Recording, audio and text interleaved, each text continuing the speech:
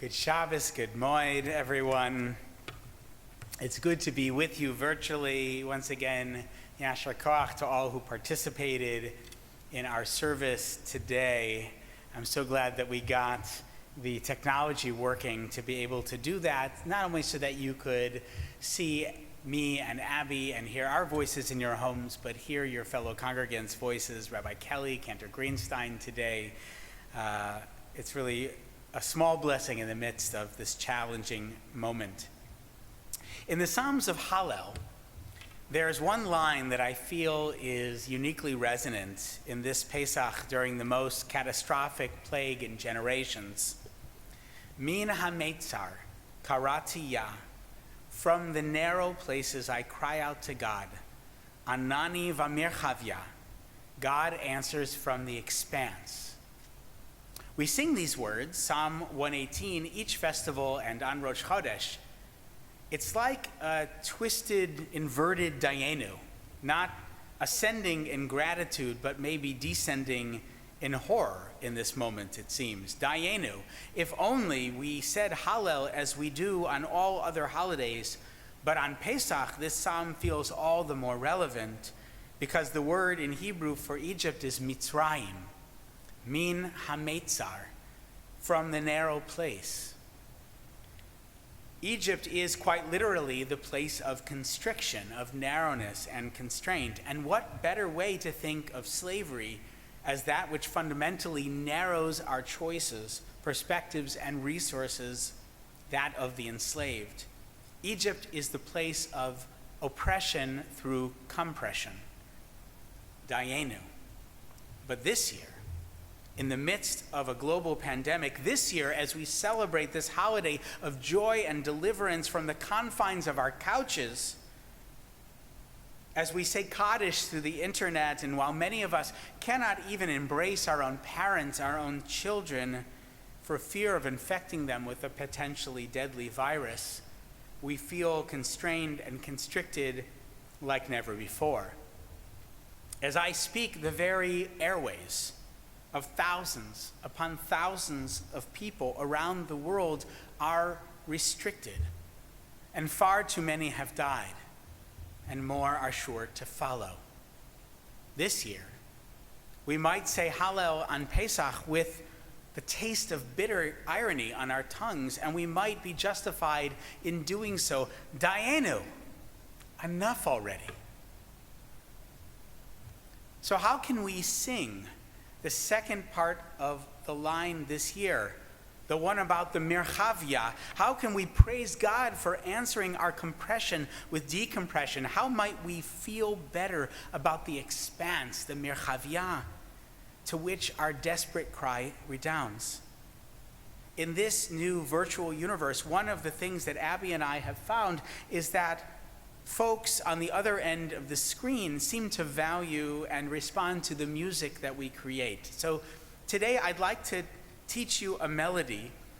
It's not from a contemporary Israeli singer like last week, nor from a late legendary rhythm and blues musician. This one is a chant, and it's mine. Some of you may recognize it from several years ago when I taught it here in the sanctuary before Yizkor on Yom Kippur. The words are words that I shared already from Psalm 118 and that we sang in Hallel a little earlier in our service. It comes in 3 parts, and what I'd like to do is sing each part through a few times and invite you to sing along at home. In between, I'll offer a few morsels of Torah that I think could help us reframe our diminishing Dayenu and maybe reclaim it as an ascending Dayenu once more, to feel, despite it all, the pull of the expanse against our very real constraints this year. So here's how the chant goes. Min HaMeitzar karati ya, anani v'mirchavya. Min HaMeitzar karati ya, anani v'mirchavya. Min HaMeitzar karatia, Hanani v'mirchavya. Min HaMeitzar karatia, Hanani v'mirchavya. Min HaMeitzar karatia, Hanani v'mirchavya. Min HaMeitzar karatia, Hanani v'mirchavya. Min HaMeitzar, Hanani b'mirchav, from narrow to wide. From the beginning, there was the centrality of Jewish community and the expansiveness of it, even in moments of constriction. After the plague of Arbe, that is locust, the 8th plague, Pharaoh is inclined to submit to Moses' demands, but it seems only in a limited way. The king of Egypt says, Mi v'mi alchim, who exactly do you intend to take with you, Moses? And Moses responds by making it clear the entire people will be leaving, not the strong, not those with the highest IQ, not the young at the expense of the old. Vayomer Moshe, b'ne'ereinu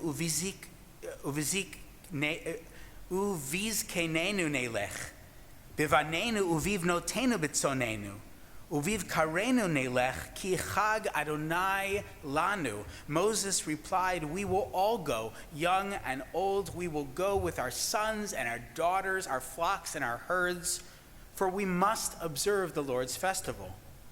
Moses isn't selling anyone out. The Lord's festival is a comprehensive, expansive, and inclusive enterprise. Pharaoh is the ruler of Mitzrayim. He's the ruler of the narrowness.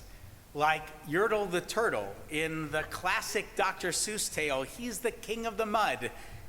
That's all he can see. But God is God of the people, and the Kadosh Baruch Hu has a particular relationship with our people that transcends any demagogue who seeks to divide us or turn us against one another. That should always be the case. Rabbi Lily Kaufman of the Jewish Theological Seminary writes, in this time of terribly difficult triage decisions, when vital resources are scarce and healthcare workers are themselves in greater danger and must make heartbreaking decisions under extreme duress, we need Moses' message of unity, of protection of the most vulnerable people among us. We are all deserving. We are all worthy of redemption. We do not diminish anyone's humanity, she adds. The test of any people and of its leaders is how it treats its most vulnerable population, whether these people are them or us in good times and in bad. For the gift of greatest inclusion, Dayenu. Min HaMeitzar karatia, Hanani v'mirchavya. Min HaMeitzar karatia, Hanani v'mirchavya. From narrow to wide. From the beginning, there was the notion of divine human partnership. What do we do? Asks Rabbi Shai Held of Hadar, who was here just this past year in Baltimore at Betham, when he says an entire country, the most powerful one of its time, is brought to its knees, its vast military and economic might no match for the plague that envelops it. That was the experience of Egypt. This is the experience of the United States in this moment, not to mention the rest of the world. Held sees this similarity as an opportunity to contemplate the ways that we can succeed where Pharaoh and Mitzrayim failed. At Pesach, he reminds us, God is revealed through God's thunderous intervention in history. But in the story we are now living through, God is revealed, if at all, through small and often subtle acts of human responsiveness to the sufferings of others. But don't think that the God of subtlety is a post-biblical invention. Deuteronomy tells us that God loves the stranger, manifesting that love by providing the stranger with food and clothing, and then charges us to love the stranger too. The message implicit in the juxtaposition of these two verses from chapter 10 of Deuteronomy may be, how does God love the stranger? God's love is manifest through our own. We must become God's hands, argues Held. When 30,000 medical professionals come out of retirement and risk their lives to save the lives of others, they become God's means of operating in this broken, terrifying world. When, as I saw on social media just a few days ago, a group of people is coming together to better resource West Baltimore, and my friend Ray Kelly, formerly of the No Boundaries Coalition and now working with the Consent Decree, is generating memes and flyers to be passed out in West Baltimore so that people of color understand the risks in the context of so many decades and centuries of mistrust of government and the lack of availability of being able to simply stay home, as often people with more privileges can do. That is the way that we, each of us, can be God's hands in the world. For the gift of every nurse, every doctor, every first responder who puts themselves in harm's way to treat the ill or prevent the expansion of this dangerous contagion, dayenu. And for every person in our congregation, in our communities, countless people around the world whose small acts of kindness, bringing food to someone who needs it, phoning the lonely, donating PPEs, advocating for greater equity in enforcement of restrictions, dayenu. You are the expansive response to the narrowing nature of this pandemic. Min HaMeitzar karatia Hanani v'mirchavya Min HaMeitzar karatia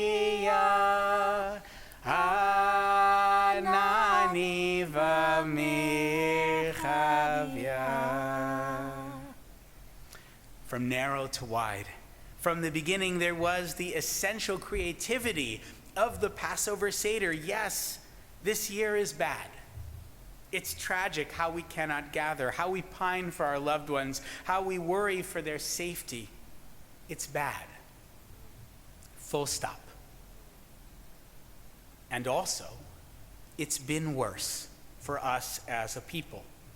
This is hardly the first time in Jewish history we've had to observe Pesach in conditions of compression and deprivation. During the Crusades and the Spanish Inquisition, during the purges under Stalin, the European blood libel is rooted in this season, of course, perversely claiming that Jews used blood of Christian children to bake matzahs. And yet, we still found a way to celebrate. Go to the Yad Vashem website and you'll find more than a dozen black and white photographs of Jews observing Pesach during the Holocaust, baking matzah in the Warsaw Ghetto, Passover Seder at a detention camp in France, 1942, a secret matzah factory in Lodz, 1943. Most Jews throughout history have not been free, writes Alana Newhouse, editor-in-chief of Tablet magazine, in an op-ed in the New York Times this past week. Whether from murderous regimes or famines or pandemics, what we have been is devoted to the idea that we deserve to be. The Haggadah's purpose is not, in fact, to present a narrative, Rabbi Mendel Herson, Associate Dean of the Rabbinical College of America, explained to Newhouse. It's a how-to guide to finding our own personal liberation. My friends, the Seder was evolving from day one. We didn't plan to make matzah. The circumstances dictated that we couldn't make leavened bread, so we adapted. How many versions of the Haggadah have come out every single year? The world is like an old Baltimore row home. There is always something falling apart. And you have to be vigilant. You have to be resourceful. The act of holding a Seder is an act of protest against that broken world. But as Rabbi Nachman of Bratslav says, if you believe something can be broken, you also must believe that it can be fixed. We fix it, little by little, through song and story and humor and food. The songs, they change. The humor changes. Or at least it ought to. Please, folks, a few new jokes this year. The food, it changes. How many different versions of charoset exist? Our interpretation of the story is constantly unfolding with each generation. Only the story, the fundamental tale of oppression and redemption, of constriction and expansion, of compression and decompression, that remains the same. For the gift of creative expression, resourcefulness, and adaptation in good times, and yes, too many bad ones. Dayenu. Min HaMeitzar karatia ananu b'mirchavia. Min HaMeitzar karatia anani v'marchavia. From narrow to wide, we cry out from the restrictions of our past. We cry out in the restrictions of our present. And if we listen, we discover there is always a response. There is the expansiveness of community. There is the extension of the human enterprise by partnering with God. There is the explosion of creativity that has buoyed our people for thousands of years. Each Passover, all Passovers are journeys from the narrow to the wide. Why is, as so many of us have been asking, this Passover different from all other Passovers? Because, my friends, all Passovers are different from one another. That is the gift of eternal contemporaneity, our invitation to personal and, yes, communal liberation. Later, in Hallel, later in the Psalm 118 that my chant comes from, we sing the line, Zeh hayom asa Adonai nagila v'nismechavo. This is the day that God has made. Let us rejoice and be glad in it. Which day? The obvious answer is any day on which we say, Zeh hayom, this day. And having identified the day, any day, every day, as worthy of celebration, then nagila v'nismechavo, let us rejoice and be glad in it. To which I hope we can say, Dayenu. Because isn't that enough? Abby is going to join me, and we're going to sing. And you might be asking yourself, how do two people sing a three-part round? Abby's pretty talented, by the way, but even she, I think, cannot do a three-part round without three voices. So here's what we need from you. You at home are going to carry the first part. We're going to sing it through a couple of times to do it with you. And then I want to invite you to continue that low part as we go ahead and add part B and part C. And even though the two of us will be here singing together, we'll be imagining that third part in our heads and our minds and our ears that you're singing at home. And we'll look forward to a time when we can come back together and sing the three-part harmony in person here in this sanctuary. Min HaMeitzar karatia anani v'mer HaMeitzar karatia Anani v'merchavya. Let's do that a couple more times. Min HaMeitzar karatia Anani v'merchavya.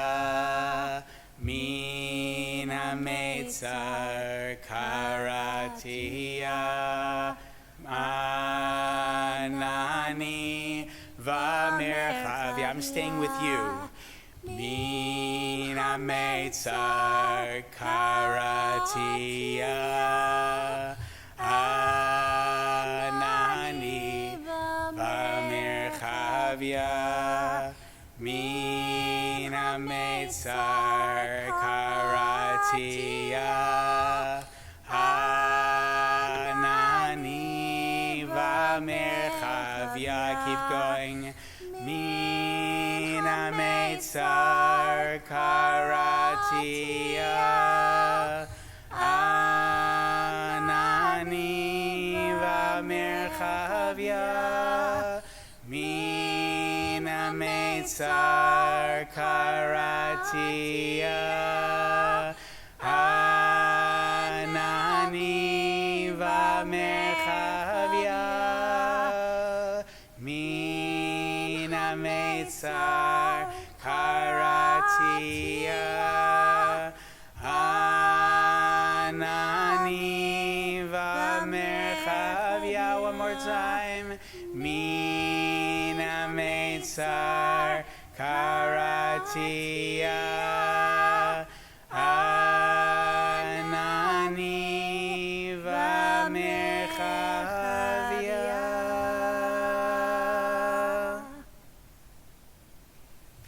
Shabbat shalom. Odim l'simcha.